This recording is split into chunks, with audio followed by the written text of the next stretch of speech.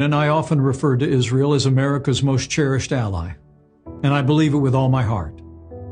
I was honored to visit Israel many times, to meet with Prime Minister Netanyahu, to visit the Western Wall, witness 4 years of progress toward peace, now shattered by more than a week of unprovoked violence against the people of Israel. The Trump-Pence administration's commitment to Israel was unrivaled. We made that clear to the world through our actions. We brokered historic peace deals in the Middle East. We withdrew from the Iran nuclear deal. And it was 3 years ago last week that our administration kept a decades-old promise, moving the American embassy to Jerusalem, the capital of the State of Israel. But from the moment President Biden took office, all that changed, and the results have reignited violence. Weakness arouses evil. Instead of seeking peace through strength, President Biden has offered weakness and ambivalence. And tragically, our friends in Israel are paying a terrible price.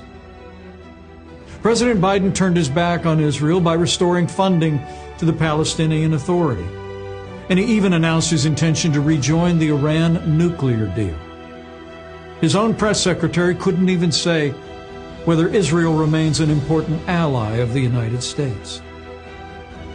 Every tepid statement uttered by the Biden-Harris administration is built on a false equivalency between Israel and Hamas. One is a sovereign nation with a legitimate government and a trusted ally. The other, an internationally recognized terrorist organization that has now fired more than 3,000 rockets at Jewish families and businesses in the past week alone. There is no moral equivalency between Israel and the terrorist group Hamas.